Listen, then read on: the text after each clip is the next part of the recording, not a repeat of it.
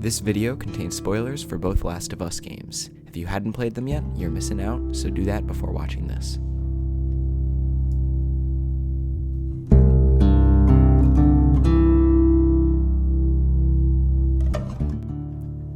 I was late to the hype train for The Last of Us Part 2.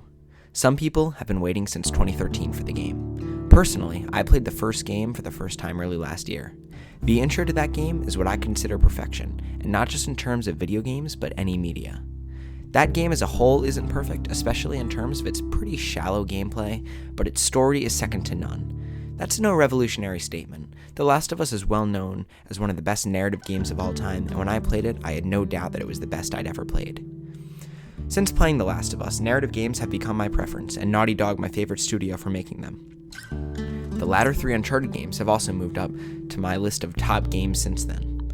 But the reason Last of Us works so well is the relationship between Joel and Ellie.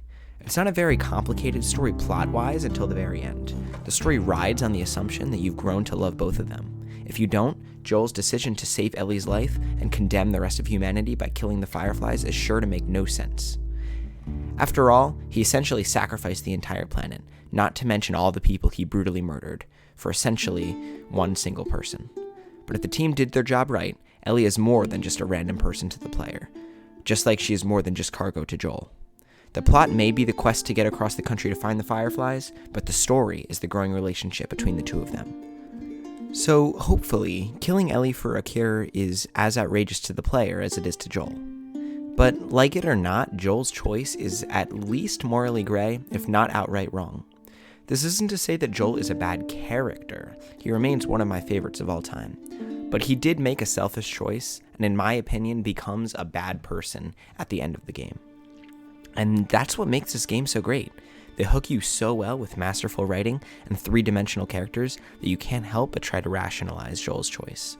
I consider Last of Us a 9 out of 10 game, only lacking because of the gameplay, which was considered boring when it came out and hasn't aged very well either.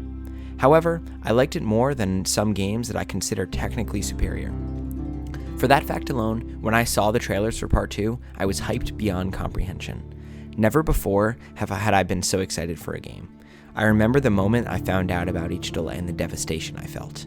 When the leaks came out, my faith was almost shaken. It was hard hearing so many passionate people bash the game that I was so excited for.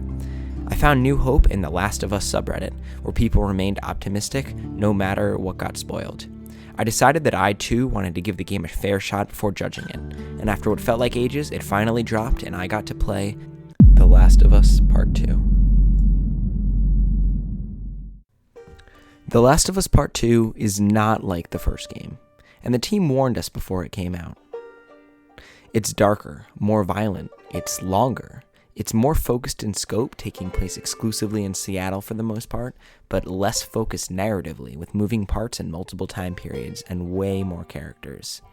But the biggest change is the lack of a certain character, Joel. And before diving into my thoughts on the game as a whole, we need to talk about Joel. I was spoiled that Joel was dying before I played. It came up in my YouTube search recommendations. I felt sick when I saw. I was scared I was going to hate the game, but after thinking about it more, I realized there isn't anywhere else to go if you leave Joel alive in the story. Trailers implied that Dina would be the one getting killed, but the player would not have the same emotional reaction to her death compared to Joel. The Last of Us 2 is a continuation of the first story, so they tap into your love of Joel that's undoubtedly established after your time playing the first game to make you hurt just as much as Ellie does as she watched him get brutally murdered in front of her.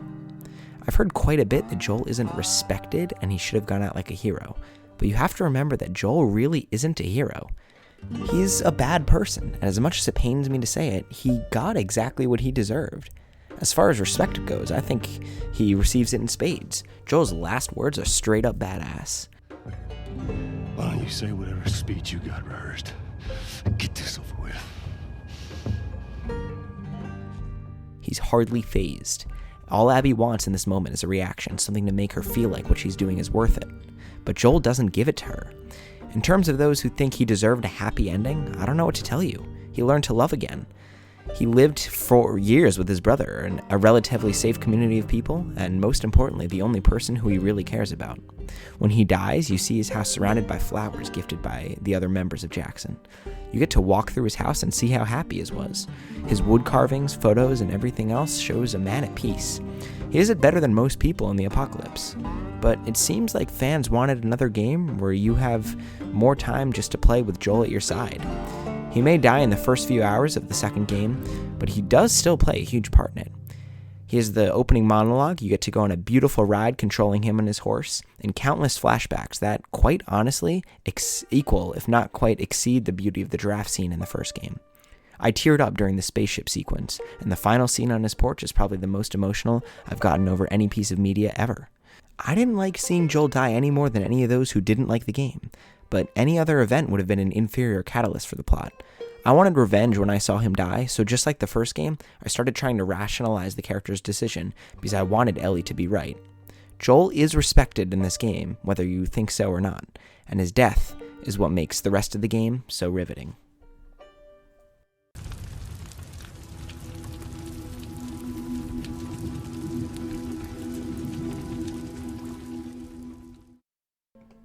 Part 2 is about the cycle of violence, as director Neil Druckmann has explained countless times before the game's released. This is a hateful game, and I found myself having more trouble defending Ellie's actions as she kept spiraling deeper into hate and violence. I was disgusted during Nora's murder, which had been built up for a good few hours. When Ellie finally corners her, Ellie tortures her in what would be a cutscene in any other game, but the button prompt to strike Nora made me disgusted at my own actions. Others may argue that forcing you to do bad things ruins your immersion, but this story wasn't meant to incorporate player's choice. Naughty Dog set out to tell a very particular story, and that's exactly what they did. Ellie is visibly shaken after this encounter, but presses on anyway. From there, she hunts down the other members of Abby's group and makes it to the aquarium at the end of her third day, after splitting up with Jesse. This split is the deciding moment for Ellie. She had promised Jesse that they would return with Tommy and then go home out of concern for Dina, who is still violently ill. But Jesse, still loyal to his friends above all else, cannot bring himself to go any further down Ellie's path of revenge. Ellie tells him that Tommy may be at the aquarium too, but that's not why she goes. Her connection to Abby is an addiction, and it's all that she's had since Joel's death. But when she finally does get to the aquarium after almost drowning in the sea after her boat sinks, she meets Owen and Mel, but no Abby. At this point, Ellie has killed countless WLF members trying to hunt down Abby. In her mind, she is so close. This is her last obstacle until she can finally be at peace. Ellie tries to be Joel in this moment. She tries to be the man that he was, who she loved, but she isn't Joel. Her interrogation of Owen and Mel goes horribly wrong, and she just barely survives. However, she kills both of them savagely. After it's done, she sees that Mel is pregnant, and this is where Ellie finally remembers who she is. She's obviously reminded of Dina, but more than that, she realizes just what she has done to find Abby. When Tommy and Jesse find her and bring her back to the theater, she's finally ready to go home, abandoning her quest to avenge Joel. And then Abby finds them. We let you both live, and you wasted it! What a way to put it. Ellie didn't need to track Abby down. Tommy said it himself. Joel wouldn't have done it for either of them. And right when you think it's all going to end, the climax of the story, we cut to black. And this is where some people get a bit upset.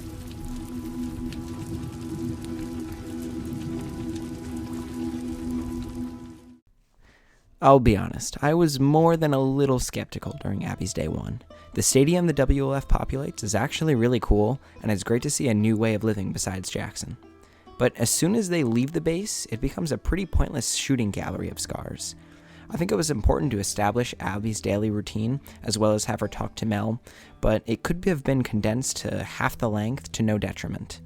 This is another example of the pacing issue that permeates the story. Even when she sets out on her own, it's an overly long trek across the city that could have been fixed in a few different ways. But when Abby gets captured and we get the night sequence with the stalkers, I hop back on board. The transition from cinematic to gameplay here is insane, and the whole sequence was legitimately scary. Having Lev and Yara save Abby and vice versa had me trusting them in the same way I trusted Ellie in the first game. Overall, the day started slow, but it picked up really nicely for the latter half. The second day trip to the hospital, while long, was actually a lot of fun. Learning about the scars from Lev and overcoming Abby's fear of heights is exactly what I needed to start liking Abby, which was somewhat difficult to do up to this point after what she did. Of course, this was all part of Naughty Dog's plan. You aren't supposed to like her immediately. But it was at this point I began seeing the comparison that people are making between Abby and Lev's relationship matching Joel and Ellie. The end of day 3 on the island is hands down the most fun set piece in the game. Riding on horseback through the field was exhilarating. I loved how much stuff was going down at once. It really made Abby's otherwise simple half of the story seem like a mess right at the end. Unlike most everything else in the franchise, the player isn't the reason for the chaos, but instead just exists within it. And after all that, we returned to the theater. The initial cutscene from Abby's perspective made me reconsider the entire situation. And then you have to fight Ellie, which is absolutely sickening. She's honestly horrifying to play against. She's brutal all the way through. But the quick time clashes had me genuinely considering just giving up and letting Ellie live. I honestly believed that this was the end of the game, and I was having serious doubts over who deserved to live. At this point, I considered Abby to have the moral high ground, even when she went to kill Dina. It seems brutal at first, but Ellie did the same in cold blood. I legitimately thought Abby was going to kill Ellie, but she doesn't, because the game isn't done throwing punches yet.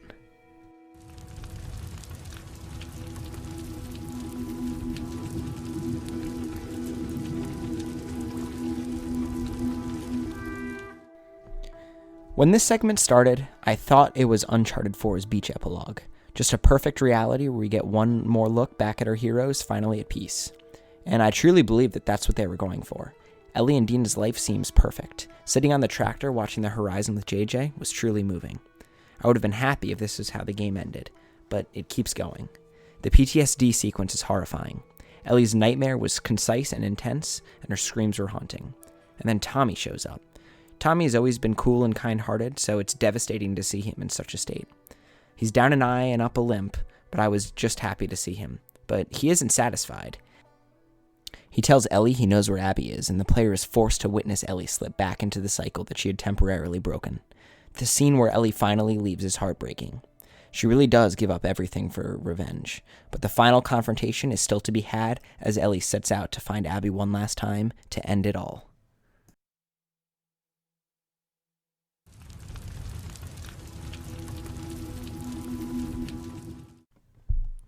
Like I said before, I don't think that there should have been any combat in this section. It's overly long and drawn out. But when Ellie does finally find Abby, underweight and dying, everything falls into place perfectly. Ellie is established as an anti-hero in this moment, just as Joel was when she threatens Lev's life to force Abby to fight.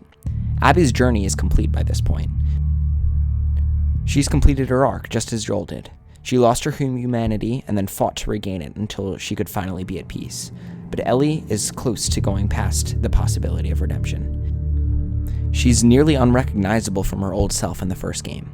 Some people may consider this a flaw or even bad writing, but her journey from her old quippy self to this brutal, broken person is natural and it makes perfect sense. The fight itself is just as perfect as the emotional build-up. The mechanics are reduced to attacking and dodging so that the player can focus on the brutality. The music is just as simple, unlike any of the other tracks of the game. The fight isn't flashy like the end of Uncharted 4, or scary like the David fight in the first game, or triumphant like Kratos' battle with Baldur. It's sad. I didn't want to complete the QuickTime events, to push the knife into Abby, let alone fight her at all. I was overjoyed when Ellie finally spares her. I can completely understand some people's opinion that they only played to see Abby killed, but I don't think the game was ever building up to Abby's death, but instead Ellie's redemption. She stops drowning Abby when she sees a vision of Joel sitting on a porch playing guitar. It seems like she thinks that Joel wouldn't approve of what she's doing, but that isn't the case. We see the full flashback a little bit later, and we see that Ellie, who knew about Joel's lie for the whole game, unbeknownst to the player, was finally trying to forgive Joel. She doesn't know if she can forgive Joel, but she wants to try. And then the next day, Joel is killed. So no, the game isn't about killing Abby or even about revenge at all. It's about forgiveness, and it seems a large chunk of the audience, myself included until I saw this cutscene, failed to see that. Ellie never forgives Abby, but she does forgive Joel in this moment. She stops trying to be Joel in this moment, and she lets Abby go after years of Abby's existence making Ellie's life a living hell.